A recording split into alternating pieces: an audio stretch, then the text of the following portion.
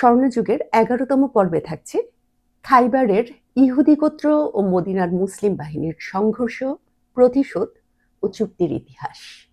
ভিডিওটি সম্পূর্ণ দেখুন, সাবস্ক্রাইব ও শেয়ার করুন এবং আমাদের সাথেই থাকুন।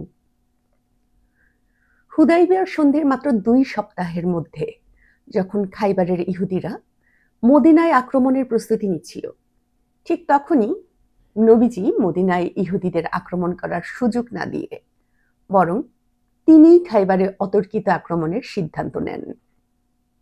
খাইবার মদিনা থেকে প্রায় ১৫০ থেকে ২৩০ কিলোমিটার উত্তরে অবস্থিত একটি উর্বর শহর। এখানে সোনারূপার ভাণ্ডার ছিল না, কিন্তু ছিল বিপুল কৃষিজ সম্পদ, উর্বর জমি, খেজুর ও ফলের বাগান, অসংখ্য ঘোড়া, উট, ভেড়া এবং উন্নত যুদ্ধাস্ত্র, মক্কা থেকে সিরিয়াগামী বাণিজ্য পথ এবং ৩টি অঞ্চলে বিভক্ত ইহুদিদের দুর্ভেদ্য দুর্গ। খাইবারে শুধু ইহুদিরা বসবাস করত, সেখানে কোনো আরব উপজাতি ছিল না। ৮টি প্রধান দুর্গ ছাড়াও ছিল ছোট ছোট অনেক দুর্গ। ইহুদিরা তাদের উন্নত দুর্গ নির্মাণ কৌশলের জন্য পরিচিত ছিল। প্রতিটি ছোট উপজাতির নিজস্ব দুর্গ ছিল যা তাদের সুরক্ষা নিশ্চিত করত। এই নির্মাণ কৌশল থেকে বোঝা যায়, প্রায় ৭০ খ্রিস্টাব্দে রোমানরা ইহুদিদের জেরুজালেম থেকে উৎখাত করার পর কিছু ইহুদি ইয়েমেনে অভিবাসন করেছিল। পরবর্তীতে মধ্য আরবের ইহুদিরা মূলত ইয়েমেন থেকেই এসেছিল, কারণ ইয়েমেনের মানুষ দুর্গ ও বাঁধ নির্মাণে বিশেষভাবে দক্ষ ছিল। খাইবার আক্রমণের কারণ: মদিনায় হিজরতের পর যুদ্ধ নয়, বরং শান্তিপূর্ণ সহাবস্থানের সব রকম চেষ্টা করেছিলেন নবীজি। মদিনায় বসবাসকারী ইহুদিদের ধর্মীয় ও সামাজিক সমমর্যাদা দিয়েছিলেন তিনি। কিন্তু বড় ৩ গোত্র বনু কাইনুকা, বনু নাদির, বনু কোরাইজা রাজনৈতিক কারণে নবীজির বিরোধিতা নামে এবং মদিনা থেকে বিতাড়িত হয়ে তারা খাইবারে গিয়ে মুসলমানদের বিরুদ্ধে আরো গভীর ষড়যন্ত্র শুরু করে। তারা মক্কার কোরাইশ, গাতাফান গোত্র এবং অন্যান্য আরব গোত্রকে মদিনা আক্রমণের জন্য প্ররোচিত করে এবং মুসলমানদের নিশ্চিহ্ন করতে শত্রুদের সব রকম সহায়তা দিতে প্রতিশ্রুতি দেয়। খন্দকের যুদ্ধে কোরাইশদের ৩ শক্তির এক শক্তি হয়ে তারা ভয়ঙ্কর ষড়যন্ত্রে নামে। খন্দকের যুদ্ধে মুসলমানদের বিরুদ্ধে ইহুদি ও কোরাইশ বাহিনীকে একত্রিত করার প্রধান ষড়যন্ত্রকারী ছিলেন ইহুদিদের বনু নাদির গোত্রের নেতা আবু রাফে সাল্লাম ইবনে আবু আল হুকায়েক। যুদ্ধের পরও তিনি গাতাফান ও খাইবারের ইহুদিদের নিয়ে মদিনা আক্রমণের প্রস্তুতি নিতে থাকেন। এই হুমকি বুঝতে পেরে নবীজি খাজরাজ গোত্রের আনসারদের আবু রাফের বিরুদ্ধে অভিযানের অনুমতি দেন। গোপন অভিযানের দায়িত্ব পান আব্দুল্লাহ ইবনে আতিক রাদিয়াল্লাহু আনহু, আবু কাতাদা রাদিয়াল্লাহু আনহু ও আরো কয়েকজন সাহাবী।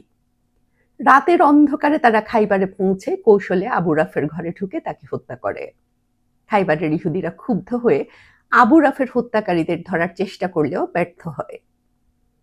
ইহুদিদের নেতা আবু রাফের মৃত্যুর পর বনু নাদির গোত্রের নেতৃত্ব গ্রহণ করেন উসাইর ইবনে জারিম। তার নেতৃত্বে মুসলিমদের অন্যতম প্রধান শত্রু হয়ে ওঠে ইহুদি ও গাতাফানদের মিলিত বাহিনী। তারা মদিনার উপর চূড়ান্ত আঘাতের জন্য যুদ্ধের প্রস্তুতি নেয়।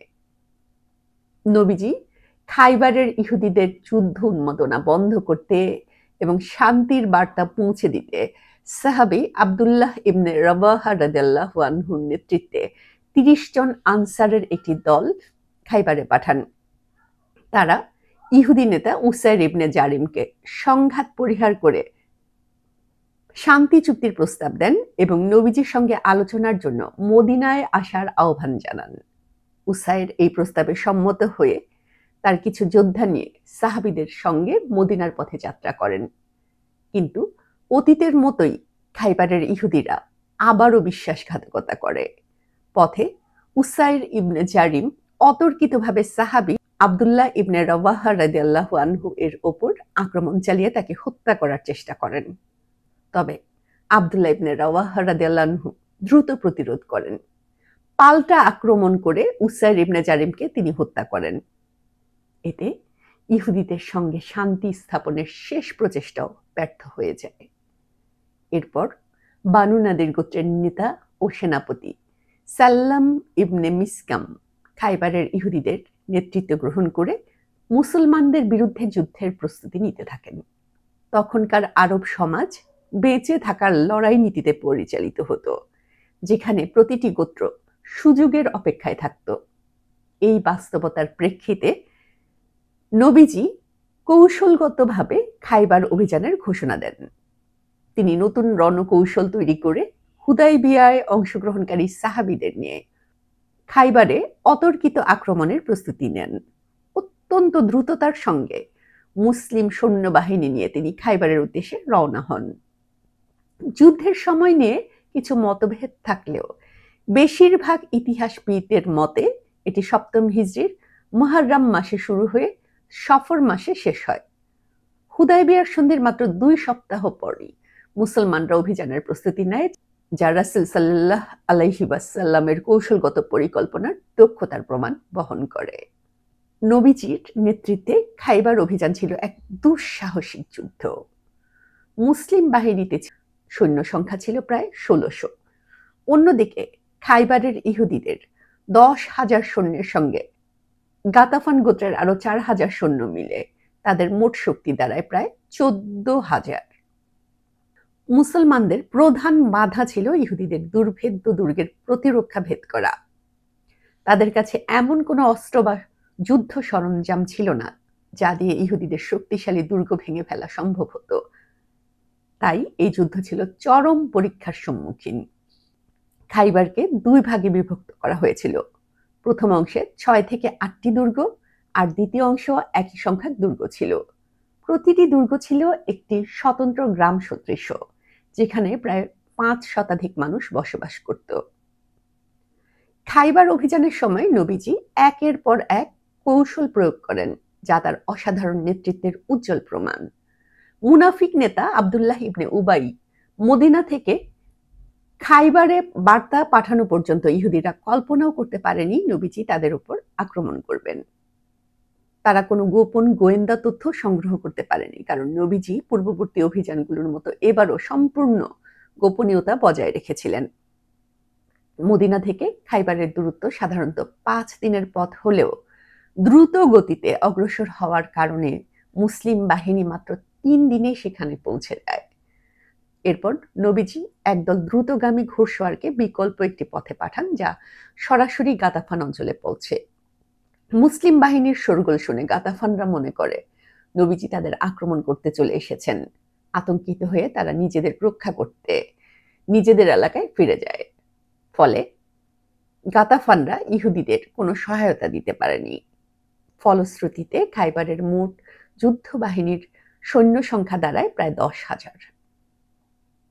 গাতাফান বাহিনীকে কৌশলে নিষ্ক্রিয় করে দিয়ে নবীজি 3য় দিনের সন্ধ্যায় হুবাব ইবনে মুনজির রাদিয়াল্লাহু আনহু এর পরামর্শে খাইবারের উপকণ্ঠে শিবির স্থাপন করেন। কৌশলগতভাবে মুসলিম বাহিনী আল নাতাহ দুর্গ থেকে নিরাপদ দূরত্ব বজায় রেখে অবস্থান নেয়, যাতে ইহুদি গোত্ররা আগে ভাগে টের না পায়। পরদিন ফজরের আগেই মুসলিম বাহিনী খাইবারে পৌঁছে গোপনে অপেক্ষা করতে থাকে।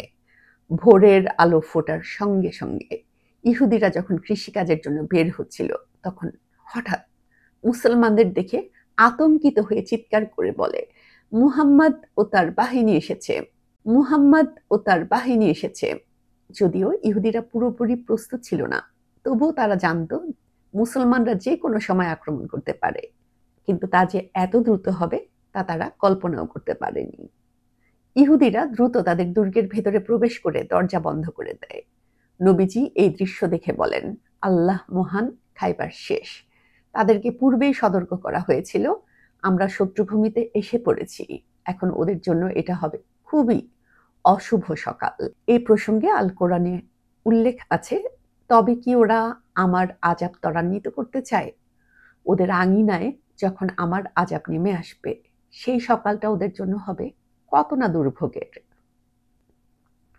মুসলিম বাহিনীর আকস্মিক হামলায় হতবিহ্বল হয়ে ইহুদিরা বিভিন্ন দুর্গে ছড়িয়ে পড়ে এবং বিচ্ছিন্নভাবে প্রতিরোধ গড়ে তুলতে চেষ্টা করে।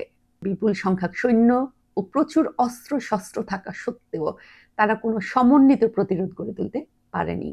আল কুরআনে এই পরিস্থিতি সম্পর্কে বলা হয়েছে।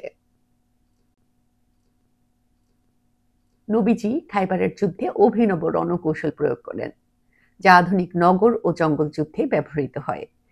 ভিডিওটি সম্পূর্ণ দেখুন, সাবস্ক্রাইব ও শেয়ার করুন এবং আমাদের সাথেই থাকুন।